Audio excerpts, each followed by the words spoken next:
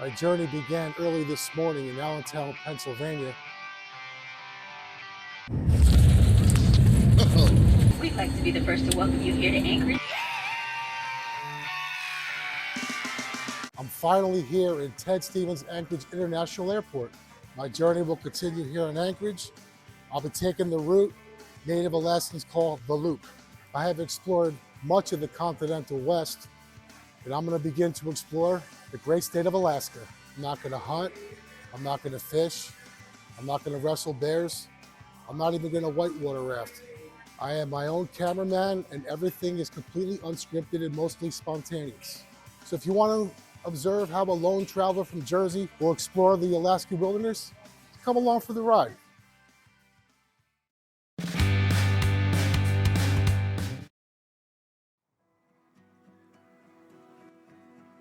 After a great time with the staff and locals at the Gakona Lodge and a peaceful night's sleep, it's time to head to Fairbanks. Check out my previous video to view my experience and review of the Gakona Lodge. There's also a short available if you only want the review of the lodge. Permafrost damage keeps the Alaska Department of Transportation busy maintaining these roads, so always expect delays. Also, while tempting with all the open space, never speed on these roads, as it's like driving on waves. Not to mention the sudden crossing of wildlife. I have never seen so many moose in my life. After about 4 hours heading north, I decided to break out of my normal travel routine of liquid protein and stopping for an early lunch, about 20 minutes south of Fairbanks. Besides, I always wanted to do a food review. I stopped in North Pole, Alaska, where it's Christmas all year round. After taking a few photos, driving down the road with candy canes as post, I decided to give McDonald's a try. Now, I never eat McDonald's when I'm traveling for leisure, but they do offer the Denali Mac, and it's only available in Alaska, so I just had to give it a try. I think it's kind of funny how they advertise bigger all-beef quarter-pound patties. Well, if they're bigger, then they can no longer be quarter pound. That's kind of what we learned watching the movie Pulp Fiction, where they don't serve the quarter pounder with cheese. They call it the Royale with cheese. You know what they call a quarter pounder with cheese in Paris? They don't call it a quarter pounder with cheese? Oh man, they got the metric system. They wouldn't know what the fuck a quarter pounder is. Does look a lot bigger. Well, to me, Big Mac is a Big Mac, but as some say, bigger is better. Definitely tastes meatier. And also, you might want to know, as of June 2024, this Denali Mac meal was $12.99.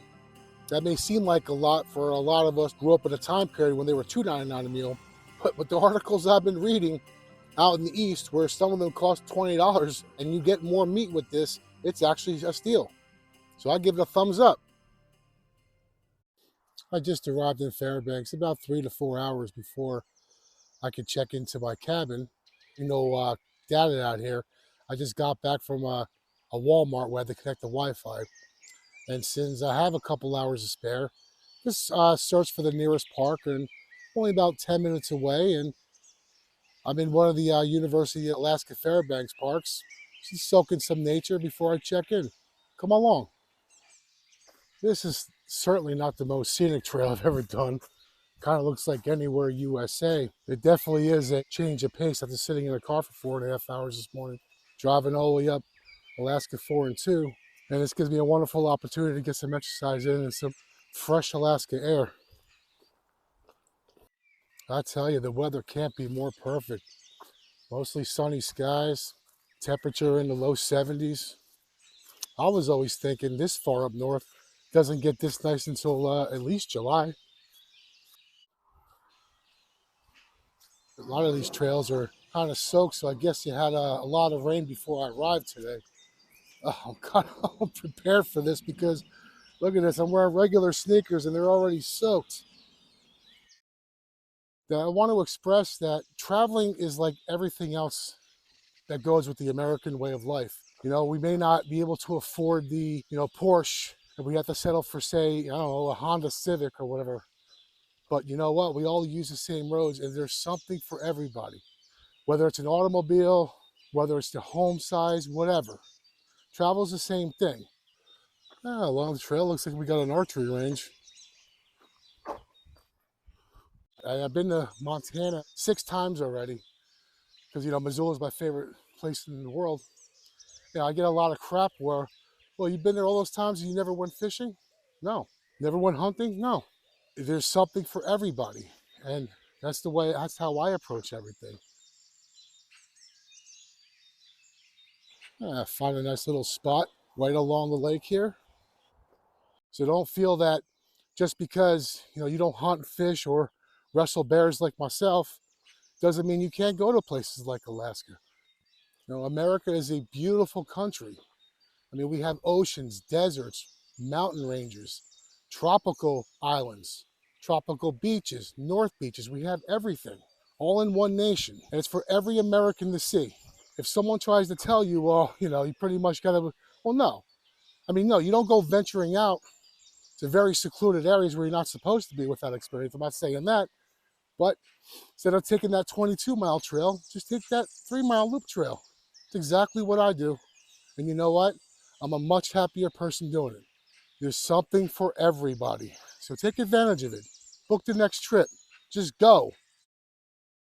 Coming to the conclusion of this trail, wasn't even 2 miles, no elevation gain. But no, I don't think of it as a loss when I do these types. Again, this is just another get out, stretch my legs before I check into my next place. After a few hours of this simple hike and sitting along the lake relaxing, it was time to head to the cabin. My only regret is not having my repellent available, as I was almost eaten alive by those damn mosquitoes. It didn't take me long to realize that mosquitoes thrive in subarctic climates. I was just under 20 minutes away from my destination. Out in these parts, it always starts on paved roads, but after the first exit, it quickly turns into a network of dirt and gravel roads. And even though I'm just a few miles from the city center, I'm quickly reminded that I'm very far away from the suburbs of Jersey.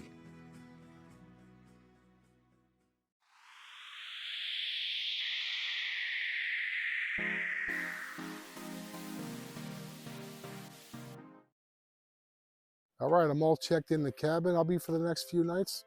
So to give you a quick rundown of what I got, I feel I got a great deal. So come on inside with me. Let's go check it out. Get up the stairs. There's a keypad here. The renter will send it to you a few hours before you check in.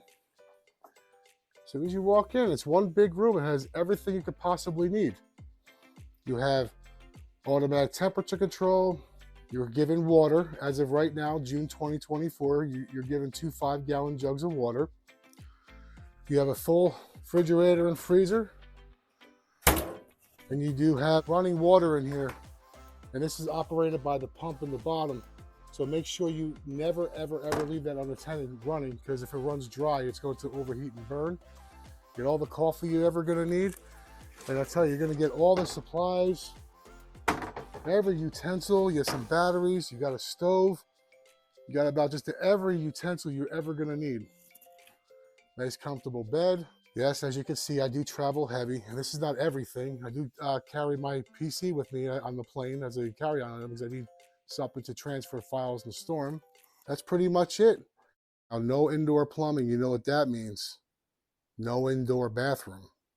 So come on outside, I'm gonna show you where the shitter is. When it's time for nature to call, I'm gonna walk outside in the back.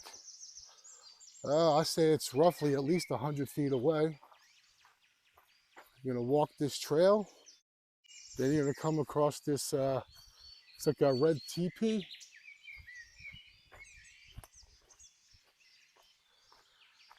And this is it. Life out here in rural areas of Alaska. And just to the side of the house, you do have a fire pit with plenty of wood and a good hangout spot with your friends and family. See, another thing that makes this so special for me is that it's not too far out away from civilization, but it's far out enough where I can get a lot of solitude, peace, and quiet.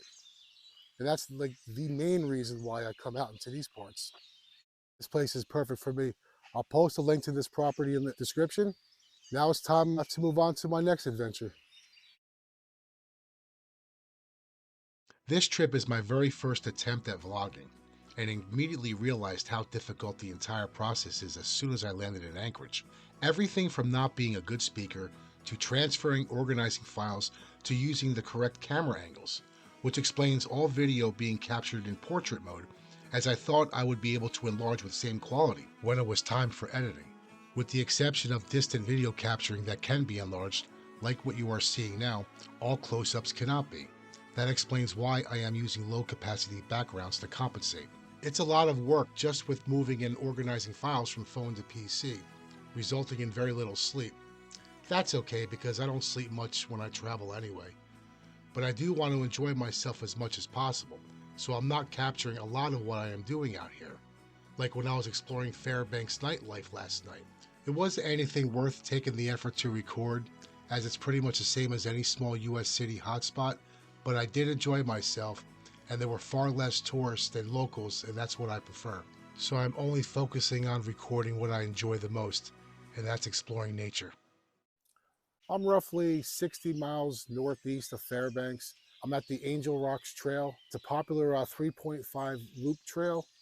That's part of the Chena Hot Spring, Alaska State Park. The trail does extend further if you want to go outside the loop, but I'm not that experienced of a hiker. So I'm just going to do the 3.5 mile loop, check out some scenery, and come along. Just a few minutes in, and as you can see, it doesn't look like anything special. I have a great feeling as time goes on, the scenery is going to change drastically. I can't wait to see all that. When I arrived yesterday, one of the first things I noticed are the damn mosquitoes. So when you're venturing out here in the Alaskan wilderness, make sure you spray yourself very good. And of course, always have your trusted can of bear spray. I know one of the locals said in my last video, there's nothing really gonna piss them off, but it's better than having nothing. Now I'm headed up towards Angel Rocks. And to start off with, we get a wooden platform. And it certainly is a family-friendly trail as people from all ages trek this hike. Even the dogs have a great time on this trail. Back at the trailhead, doing this loop trail, you will gain about 900 feet of elevation. So to prepare a little climb as you're going. Not that difficult at all. Just keep pushing and keep driving. This trail does get rocky, so I would recommend hiker boots, unlike an idiot like me who's still wearing sneakers. And just follow the markers and you'll be fine. Wave to the camera, it'll be on YouTube one day. After about 30 minutes of incline, I'm at my first rock, but still got a ways to go up. Cool, another set of stairs. This would be the worst time in the entire trip to be slipping on the side over there, breaking my legs. Got some more trekkers of all ages. No, you're good.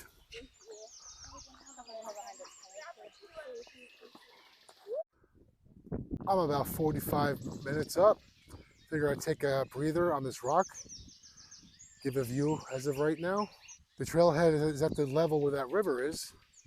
So far, pretty nice views. Looking forward to getting up top. Another marker.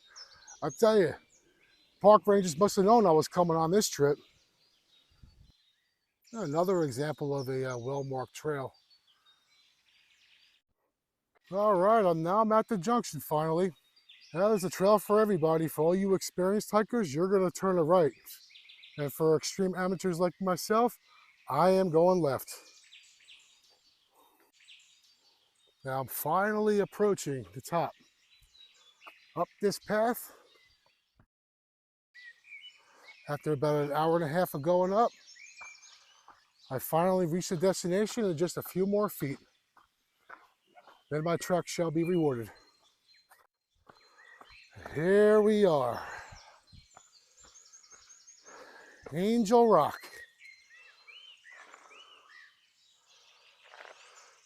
All that incline, well worth it.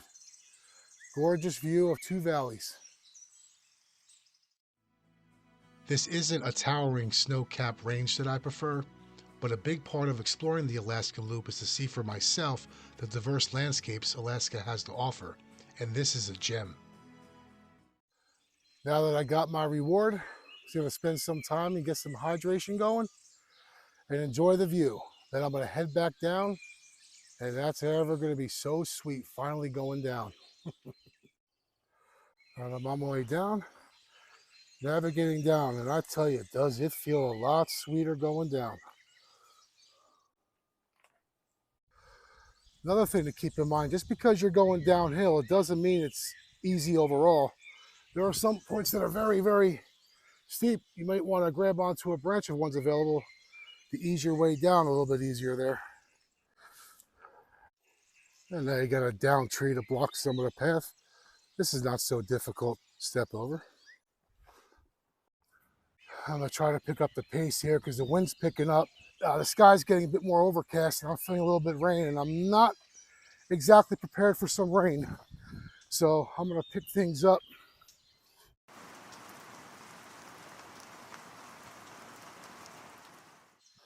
Now I'm finally at the junction where the trail began to go up, and then when you go through the entire loop, I just came from here, and now I'm here. Now just a few more minutes until I'm at the trailhead. Okay, I'm at the trailhead. That completes my trekking for the day. A 3.5 miles loop, 900 feet elevation, about an hour and a half going up. I spent about a half an hour at the rock up there, about 45 minutes coming back down. Definitely worth it. And also keep in mind, this is a pay park. They do have a machine right here that does take cards, but you know, machines could run out of power, but cash always accepted. So, and expected to pay $5. It just asked me how many days. It didn't ask me how many people. So I'm assuming it's just $5 for as big as your group can be. Okay, I am now leaving Angel Rocks Trailhead, heading back to Fairbanks. I'm on Chania Hot Springs Road. And this road is like, unlike most of the distance that I've traveled so far here in Alaska, there's about a 24-mile stretch on this road that has trailhead entrances, river access entrances, unlike the other parts where I've rarely seen any. Unlike the lower 48, there's tons of them. Again, that's a perfect example. People that feel intimidated about coming to Alaska, no, don't. I mean, there's something for everybody in America. Just like that trail, you know, there's a 3.5 mile loop, or you can continue to do 8.5 more miles. There's something for everybody. America is a beautiful country. Start planning. I mean, do what you got to do, but whatever you do, there is something for everybody. For a first ever trip to Alaska, you, as I was, will be strongly suggested to experience the Kenai Peninsula area south of Anchorage. Beautiful mountain ranges, whale watching, and all kinds of unforgettable excursions are available. Fairbanks is mostly described as a winter wonderland, whereas excursions like dog sledding, snowmobiling, ice fishing, skiing, and of course, viewing the northern lights dominate the list of activities. So many options other than Fairbanks in the summer, they'll say. But as I am leaving Fairbanks, I had a great experience. Just experiencing nearly broad daylight at 2 a.m. makes it wild enough, and I have no regrets. Next stop, Denali National Park. To Alaska, go north, the rush is on, where the river is winding.